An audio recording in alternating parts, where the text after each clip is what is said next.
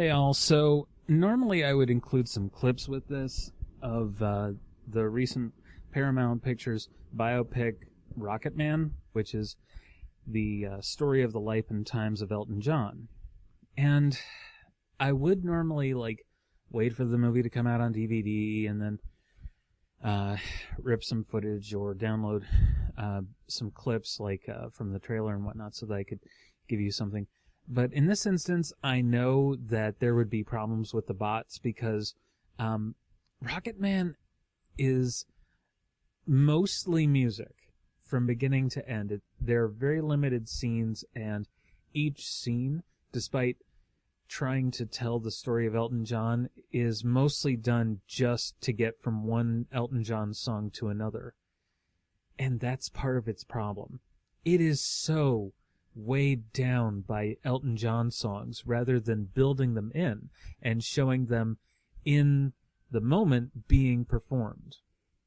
I realize that Rocketman was intended to kind of follow off of the coattails of 20th Century Fox's Bohemian Rhapsody, the biopic about Freddie Mercury and Queen, mostly focusing on Mercury and his life. But here's the problem. In that movie, almost all of the music was incidental to the scene. They were performing the music as it was being played in real life and showing the concert venues where it was happening. Now, they did that to a certain degree with with Rocketman, but then they cut it into montage after montage where everything goes into abstracts, and suddenly we're in a musical number where people are singing and dancing, and it's no longer grounded in reality. You don't know where you are, you're just suddenly in a musical number. And that's one of the main problems with Rocketman. It could have been the answer to 20th Century Fox's We Will Rock You. It could have been totally an accurate and perfect counterpoint, as it were, saying, yes, here's this movie about this amazing singer and pianist, and here's this other movie about this amazing composer and pianist and performer. In both cases, they were excellent showmen and did a great job on stage. But, yeah, it just gets to be so belabored to watch by the time you get out of the very first 10 minutes. You enter a scene where our main figure is in group therapy, and he's kind of trying to get rehab to get off of all of his various addictions. But here's the thing. If you can't wait to get into a big fancy musical number, okay, that's fine. But one of the reasons why there's been so much more press about Bohemian Rhapsody than Rocketman is because you were taken on more of a journey. There was way more story there. There were more scenes of dialogue and development for the characters. So we saw how each character kind of came through things. And they were relatively accurate to the look and the feel. Every song was endemic to the point in the artist's career. Whereas in Rocketman, you have the entire family around young Reginald Dwight, each singing part of "I Want Love," which is a song from much later in Elton John's career, as he goes on. I mean, by that time, Elton hadn't really released an album in a few years. He was kind of celebrating his marriage and everything, and it was just kind of moving along. He was kind of in a weird catharsis from his more fast-paced days back in the late 70s and early 80s. Anyway, beyond all that, it just gets to be, as I said, very belabored, very song-heavy and not very heavy on story. It gets to be full of spectacle, and as Shakespeare would say, sound and fury signifying nothing. And that's honestly what this ends up feeling like, is a tale told by an idiot. It'll have a lot of noise and a lot of flash and pizzazz, but when you get down to it, you aren't really being told very much about what was going on. There aren't very many ins and outs. You just sort of accept that this next thing happens. And then within a few minutes of screen time, that same thing that happened is now over. Okay, well, that was interesting, but we're not getting any real details about it. I mean, that's really the problem. We're getting glimpses, but we're not really getting any kind of development for the characters. You basically have 3 actors playing the character of Reginald Dwight / Elton John in the film. You have a very young boy playing his much younger self. Then you have an adolescent boy playing him in his teens, and then you have one actor playing him from his late teens through his 20s on into his 30s and so on. So it's interesting, but at the same time, it doesn't give you very much.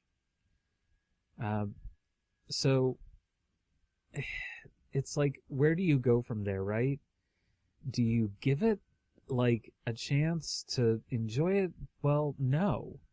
Because if I wanted to just listen to Elton John songs performed by someone else, I would just, get a karaoke machine or pull up a bunch of karaoke songs on YouTube of Elton John songs and then sing along to those with my friends. That's not what I'm interested in. As it is, with Bohemian Rhapsody, they went back to the original recordings of Freddie Mercury and had him singing in the film. I mean, since the figure that they're portraying is dead and he had a very unique voice, and the actor can't necessarily do all of the singing and vocal range because he doesn't have all of the muscle control and development that Freddie Mercury had. It's just important to look at it that way, right? In this instance, Elton John is a good singer, but he's not like the greatest singer ever. He's far better known as a good piano player, a good songwriter, in terms of melody and whatnot. But yeah. So with all that said, it gets to be very frustrating when you get to talking about all this, because it's literally comparing 2 different versions of the same idea. Let's make a movie about a tumultuous rock star's rise and fall and then rise again. And in the case of Bohemian Rhapsody, they over-dramatized it a little bit, because by the time they went on stage for Live Aid, they had already been back together for some time. They had released a couple of albums. Freddie had kind of gone with his solo career, and they'd already had their reuniting and coming back together. I think that there was the discussion of AIDS in private as the movie reveals, and there was some question about whether or not Freddie would have the voice. And when you watch the actual Live Aid performance, he's guzzling beer to kind of numb his throat so that he can hit those notes like he needs to. And alcohol does have that effect where it does numb your throat considerably. But it's still better to kind of develop the muscle control, maybe consume some licorice, gargle some club soda to help clear things out a little bit. It's a little bit better than chugging beer like you can actually see him doing on stage to kind of help. But that said, they did do a great job of reenacting the performances and bringing out the level of artistry that really people were not even remotely exposed to. Like, a good example is on the titular song Bohemian Rhapsody. They bother to show like that Queen was thinking, hey, if this is in stereo, if we're recording it in stereo, let's have this one part of the opening go in one ear and then bounce back into another when they go little high, little low. And that's an interesting thing to do. It changes it up from what you expect. You expect it to just kind of come through, but they were actually taking advantage of the stereophonic sound system, the two-way, two-channel sound that you could have, so that you could have that. One of the ways I discovered this happened was I was listening to my Queen's Greatest Hits cassette back in the 90s, and I only had one of the speakers plugged in, I think, at the time, and I only heard, the phrase "little low," so that was an interesting aspect to it. I had no idea that would happen. But that being said, the title is one of the important aspects of this. With Bohemian Rhapsody, you had the definite sense that things were going in a different direction every single time, just like a Rhapsody. And it was Bohemian because they were sort of forging their own path. So the title was very well selected from the various song titles among the Queen catalog. Whereas Rocketman was really difficult to associate with the rest of the with the rest of the film when it comes to the Elton John story. I would have liked it if they had chosen almost any other song or just gone with a more generic title. One that comes to mind could be "I'm Still Standing." That's just one. You could go with almost any other title.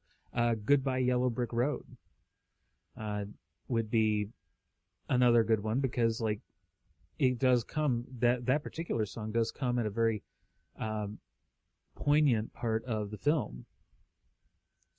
So it's interesting just to look at that. But when you talk about a film, you have to talk about what title we're going with. The title doesn't always matter, but an effective title really does help things. In this case, it was mostly just to associate the film that you were about to see with one of the better-known Elton John songs. All right, fair enough. But there are so many better ones. I don't know.